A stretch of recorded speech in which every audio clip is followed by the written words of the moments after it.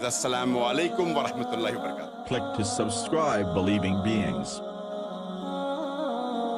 and press the bell icon to get notified about new videos.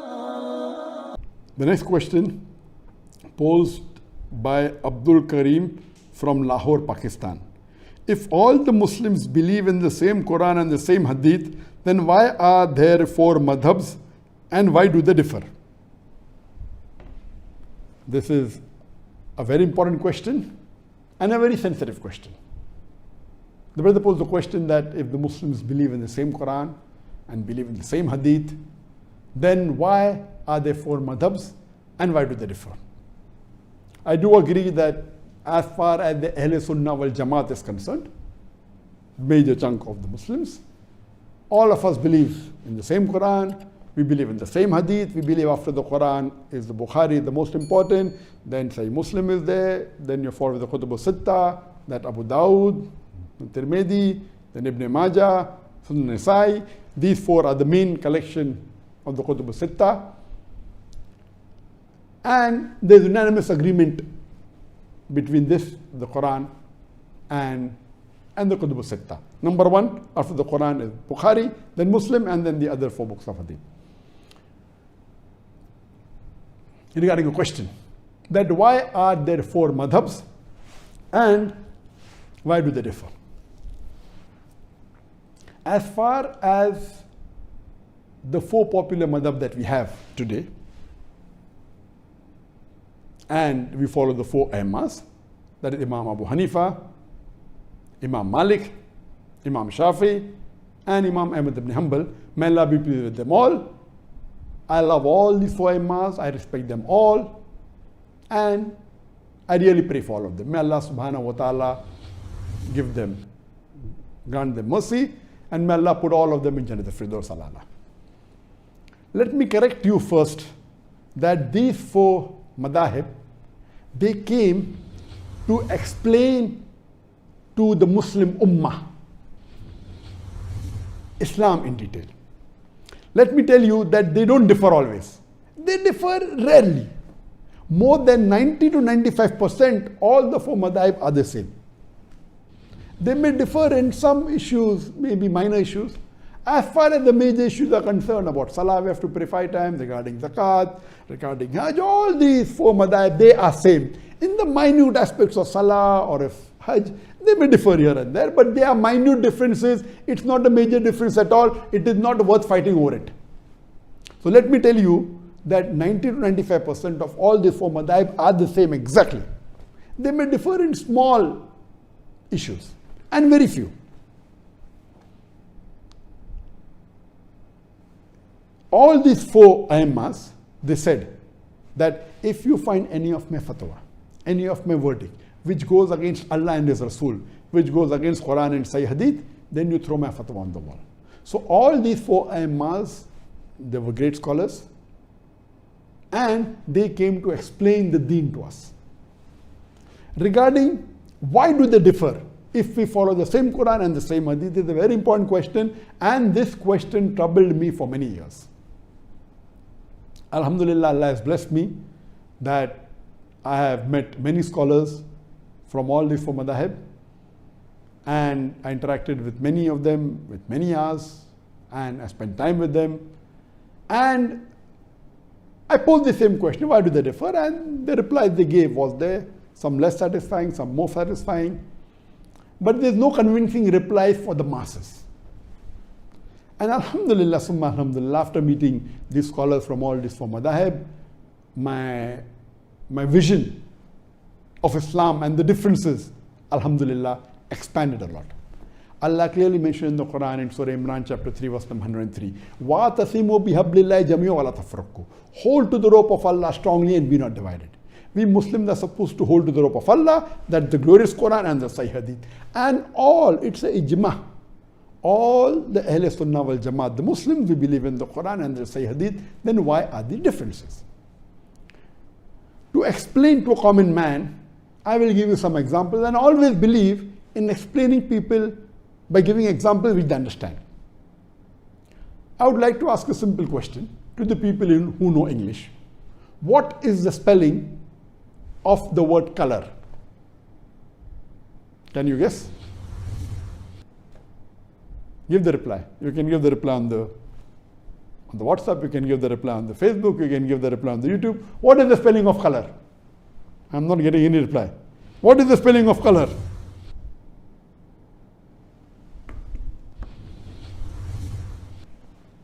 What is the spelling of color?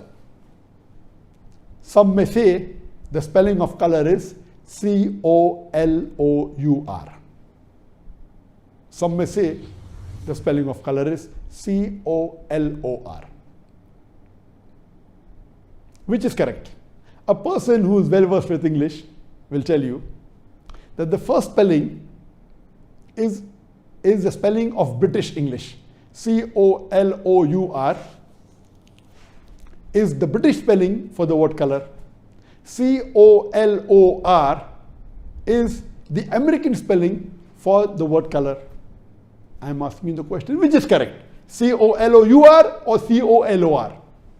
And again, you'll have difference of opinion. Some will say C-O-L-O-U-R is correct if he's a British. Some will say C-O-L-O-R if he's an American. Some will say both are correct. But even if they differ, you never find them fighting over this issue. They may differ. A Britisher will say C-O-L-O-U-R is correct. I'm an Indian.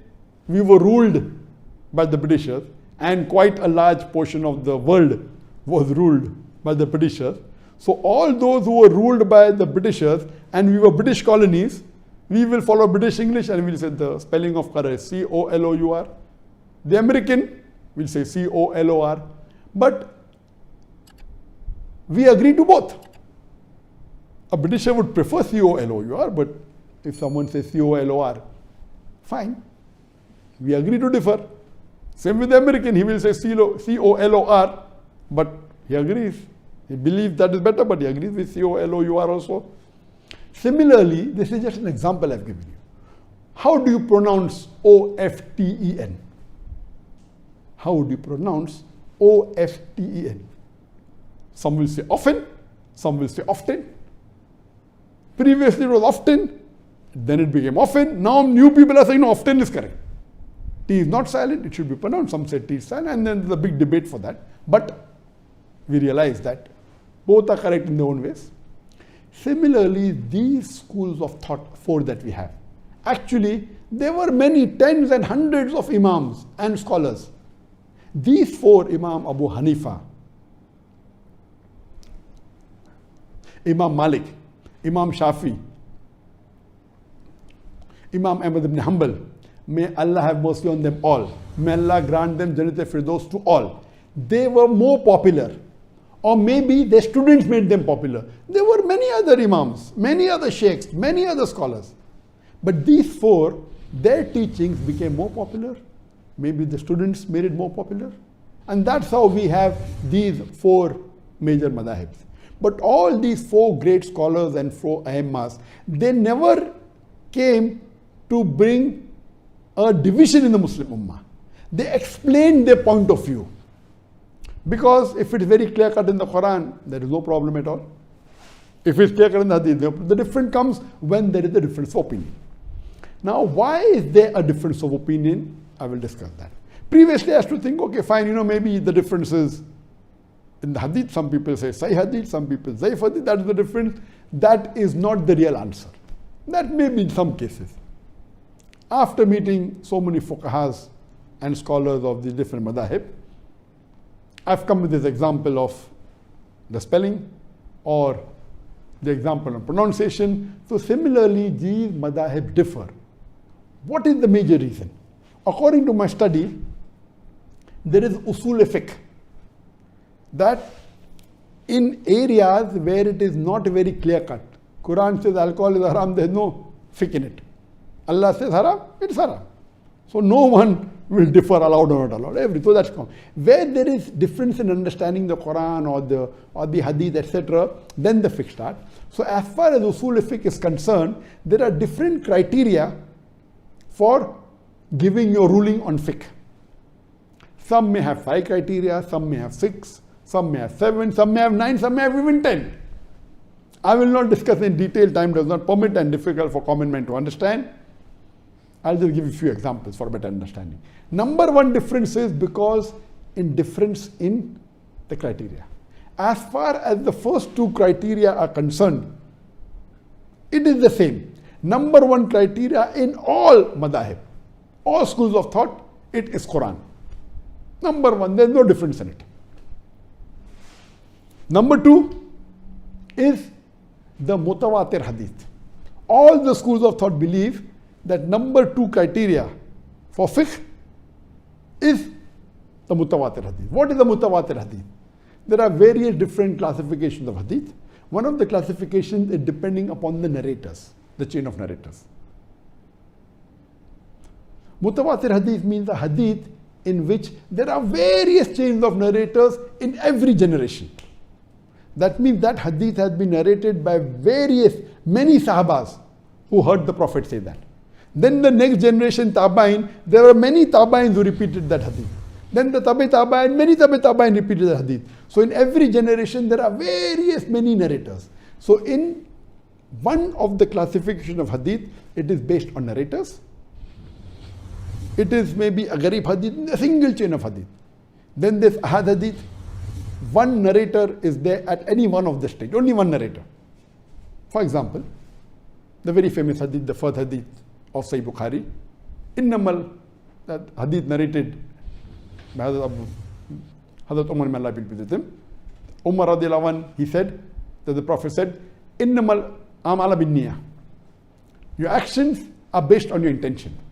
All you find this hadith in Bukhari, in Muslim, in various books of hadith, but there's only one Sahaba who narrated it. So if any of the stages, where the stage of Sahaba or the Tabain or Tabain, any of the stages of narration, if any of the stages have only one narrator comment in all the hadith, it becomes a ahad hadith.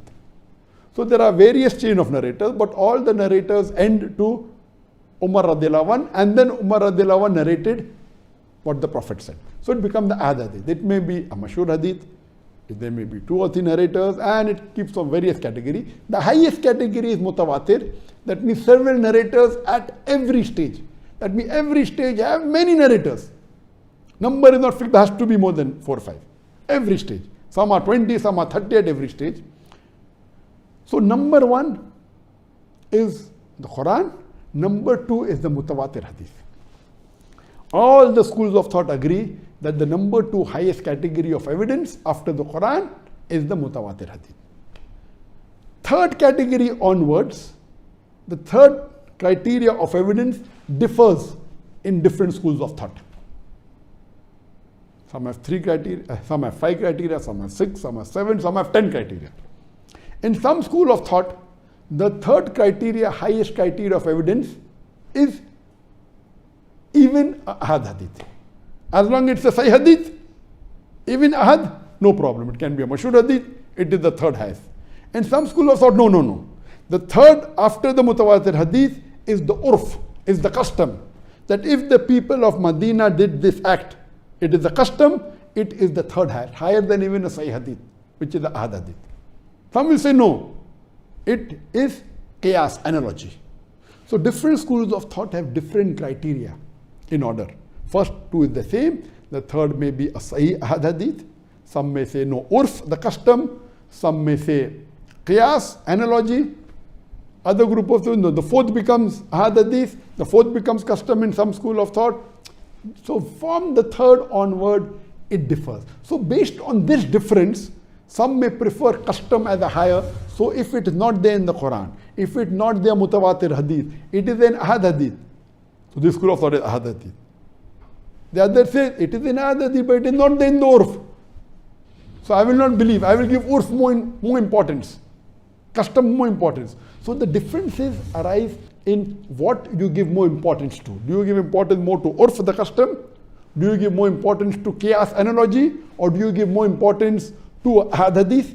From third level, it keeps on differing in different schools of thought. So because of that, what you give more importance to differs. That's how the ruling differs. But all these rulings are minor. What we have to understand, that we have to respect the ruling of all the 4 schools of thought.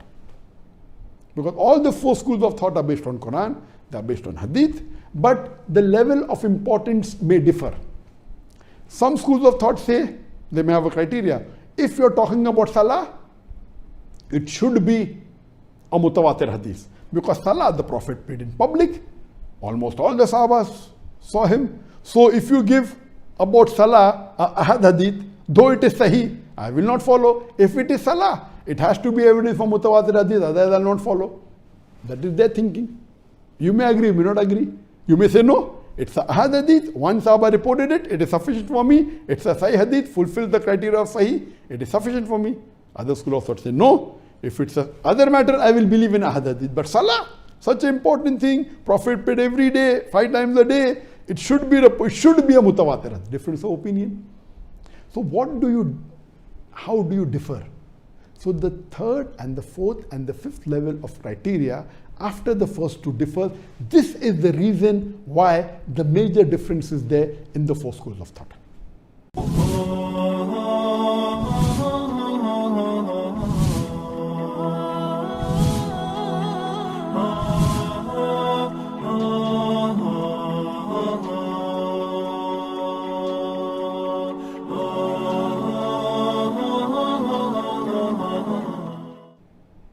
It may be difficult for people to understand. Number 2, the difference may also be that you may differ that whether it's a Sahih Hadith or not. Some may say it's a Hasan Hadith. Hasan Hadith is the lowest level of Sahih Hadith. Some will say no, it is a Daif Hadith. So Daif Hadith is not a Hujjah, is not an evidence for saying something is fard or something is haram. It may have other values. So the muhaddithin may differ, and when they differ in minute. Some may Hasan, some may say Zaif. Hasan is the lowest category of Sahih. Sahih category in Sahih Hadith is another classifying Hadith on the basis of whether it is Sahih, Zaif or Mawzu is another classification. Sahih Hadith itself, there are 10 types of Sahih Hadith. Then comes Zaif, then comes Mawdu. Time will not permit to go into details. So the second type of difference of opinion in fiqh, besides the criteria, is whether the hadith is sahih or zaif. Few. Third, may be difference in understanding the hadith. For example, the hadith of the Prophet ﷺ, that after ruku, the Prophet stood and he kept his hand where they were. So some schools of thought, I'm not mentioning the names purposely, some schools of thought say the Prophet kept his hand on his chest. Before he went to ruku, the hand was on the chest. So after ruku, when they get up, they keep the hand on the chest. The other Imam say no. Before starting the salah, where were the hands? The hands were at the side. So when they get up from ruku, they keep the hands in the sides. Keep the hands on the sides. So here you understand that the difference is because understanding the hadith. All of them agree that the hadith is sahih, but one fuqaha agrees that this hadith refers to where were the hands before going to ruku. The other fuqahas agree that it was before starting salah. So difference in interpreting the hadith. So one is because of criteria, which is the major difference. Number 2 is that difference in whether it's a sahih or zaif. Number 3, in understanding the hadith. Similarly, there can be a difference in understanding the Quranic verse also. For example, the verse of the Quran says that when a woman touches, your wudu breaks. So one fuqaha agrees that physical touch breaks the wudu. The Arabic word is masa, coming from the word lamasa. Lamasa has got 2 meanings in Arabic. One means a sexual touch, one means a physical touch. So one fuqaha takes it as a physical touch and says physical touch breaks the wudu. The other fuqaha says no, it means sexual touch, so physical touch does not break a wudu. So the differences are there in understanding the meaning of the verse of the Quran. So because of these differences, whether it be difference in criteria, whether it be difference in whether it's Sahih or Zaif hadith, whether it's a difference in understanding the hadith, whether the difference in understanding the verse of the Quran, because of this, the differences are there, and these differences are minor. We should not fight over it. What we find today, that because of these issues, there are some people who just study for a few months or few years, and they start saying that, okay, my fiqh is the best and is the only right one, which is wrong. All these were great fuqahas. We love them all. We respect them all. Even they among themselves, when they differed, they respected. They agreed with the other view. What they said, my view I think is afzal. It is better. That doesn't mean you are wrong. But today, most of them, you are wrong, I'm right. What I would like to say, I say, even I am right. To say I am only right is a big problem.